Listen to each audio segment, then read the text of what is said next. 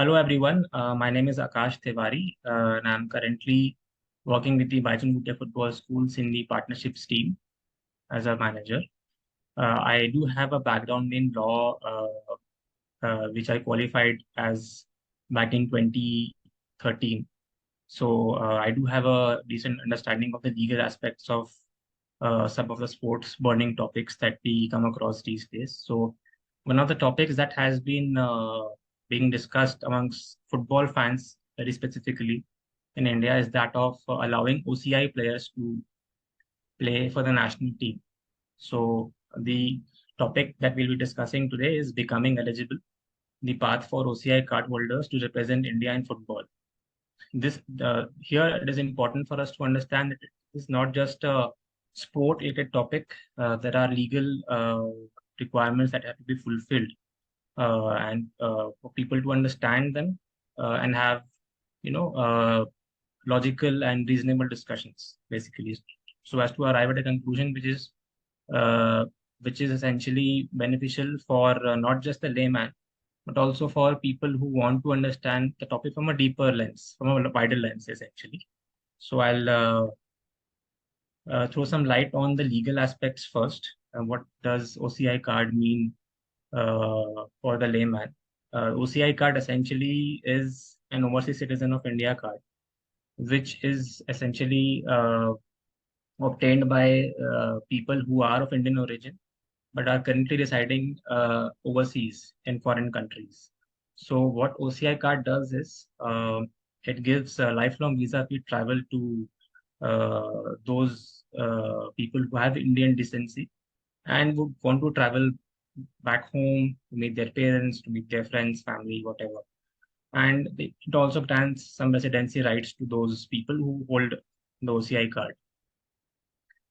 What is important for us to remember here is uh, as Indians under Article 9, a person cannot have a second country's passport simultaneously with an Indian one. So that is precisely the reason why you will see many of your friends, family members who are overseas citizens have the OCI card, but at the same time they have to give up their original passports, Indian passports, in case they moved from India to some other country.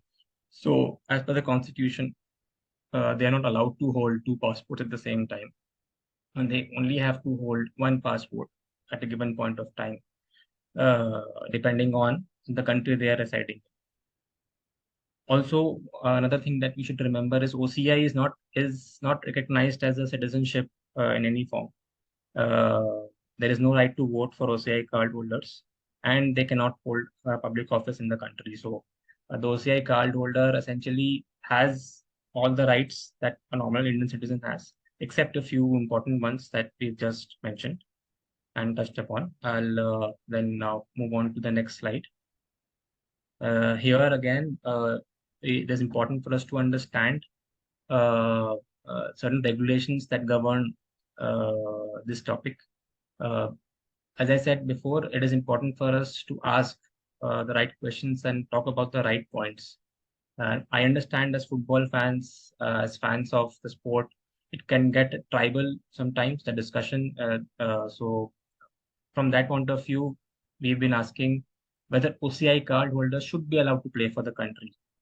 I think the question needs to be rephrased. We need to rethink whether we're asking the right question or not. So here we should understand whether the OCI card holder is eligible to play or not, whether they are allowed under the relevant regulations to play for India or not. So here first we have to understand the FIFA regulations in brief. What does FIFA say regarding rules for national team eligibility, which are laid down under the Articles 5 to 8 of the regulations governing the application of statutes. So Article 5 requires a passport, player to hold a valid passport to play for his or her country. So FIFA mandates a valid passport from the country they represent for football players, basically. So in case you are wondering if the OCI card holder can play for the country without having Indian passport, obviously can't have both at the same time. So you have to have a valid passport to play for any country.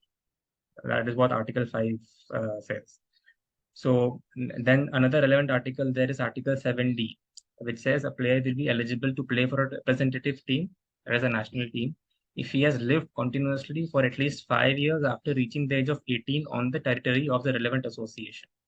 So this is something that the player needs to fulfill as well. In case he has switched nationalities and he has moved to a different country, then he has to spend at least a period of 5 years before he can represent his or her country, a new country that he has taken citizenship of. And then there was this very peculiar name that I came across, and I thought I should mention it. Very small aspect of the regulations, which essentially informally is referred to as the Granny Rule. An informal reference to the parts of FIFA regulations, which are Articles 6 and 7. It states that the player's ancestry can potentially allow them to play for a national representative team. So that is another way uh, through which the player can try and represent uh, their parents or grandparents' country.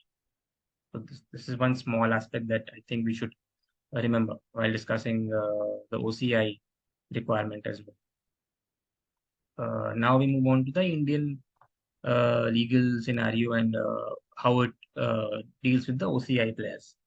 So first of all, as I mentioned previously, it is important for us to understand if the relevant legislations that are in place are compliant with what we are discussing, or are our discussions in compliance with the relevant legislation. That is more important, actually. So, Section 9 of the Citizenship Act and Article 9 of the Constitution of India deal with these aspects.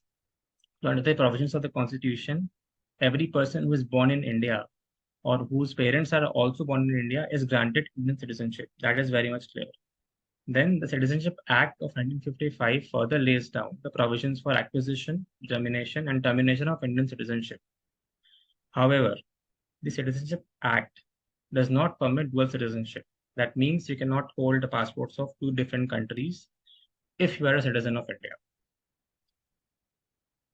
And Article 9 of the Constitution, as I have previously mentioned, it lays down that no citizen of India shall voluntarily acquire any citizenship of any foreign state. So these two legislations or these two enactments have very clearly stated that you cannot hold two passports at the time. And if you want to acquire different countries' citizenship, you have to give up your original passport, that is Indian passport. Also, there is a Supreme Court judgment on this topic, among other important judgments. This is the one I found quite relevant. This is the case of Karm Kumar versus Union of India, in which the Supreme Court had touched upon this topic, and it had stated specifically about Karm Kumar, who was a squash player of Indian ancestry and an OCI player, OCI citizen, basically. Not a citizen, but OCI card holder. He was barred from representing India at international squash events.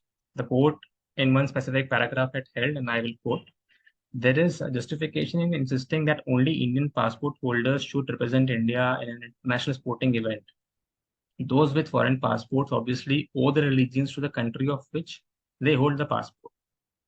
As long as the policy of the government of India does not recognize dual citizenship in all aspects, this court cannot accept the submission that even foreign passport holders should be permitted to play for India in international sporting events.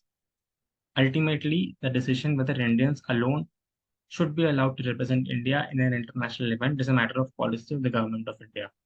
So I think it is very much clear as far as the laws are concerned, as far as the highest court of the country is concerned, that it is a policy decision, and it is the government who would be deciding uh, this issue, and not just random conversations that we have amongst ourselves. Although there is one small sort of exception that an OCI player can take. It's called the hors concours entry, in which a player who is not competing for a prize or title, but is participating for other reasons such as exposure or experience. So that player can participate and represent the country by holding an OCI card, but that should merely be for exposure or experience. It cannot be a competitive event, basically. That is what hors concours means. Now I'll quickly move on to The next slide. Here, we'll quickly discuss the necessity and potential consequences of allowing OCI cardholders to play for the country. And I think it's important to evaluate the necessity and potential consequences, as it may have an impact at a larger scale, and not just on a football team. So first and foremost, we have to understand that it's a legal and policy decision. There are multiple legal and policy obstacles putting not just our own government, but also to FIFA, that are too stringent to make or to amend uh, in a very short period of time. It is not just about citizenship for a football player. It is a citizenship of a lot of other overseas citizen of India cardholders. As you can imagine, there are millions and millions of OCI cardholders abroad. So making that change will open a Pandora's box essentially, and it may get a little tricky if that is done at all. Then another point that we should remember is homegrown players should not get affected because of this. If we allow overseas players uh, of Indian origin to play for the national team, then it will have a negative impact on the players who are homegrown. And they may not be able to represent the country if someone like Obit Singh or someone like Sarpreet Singh or Yan Handa comes, right? So it is important for us to remember that we have to promote our own players first before we can think of the short fix, basically, of allowing overseas citizen of India players. And then obviously, uh, on a positive note, we can say that allowing OCI players will increase the talent pool. They'll expand the current talent we have while selecting a national team's roster, and it will allow more options. It may be for the temporary, it may be temporary fix, but yeah, it definitely gives you this option of having players who have played at a higher level play for the national team.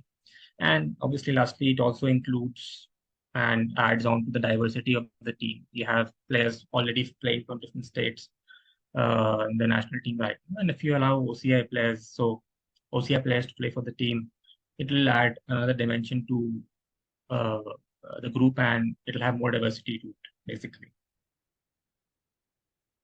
To conclude and to discuss the next steps, I think to summarize, we can say that uh, from what we have discussed so far, it is clear that OCI card holders right now cannot represent the country. They're not permitted to represent the country unless they give up OCI card and their existing passports, and then take Indian citizenship, like Arata Azumi did those years ago. He gave up his Japanese passport and became an Indian citizen, for those of you who remember.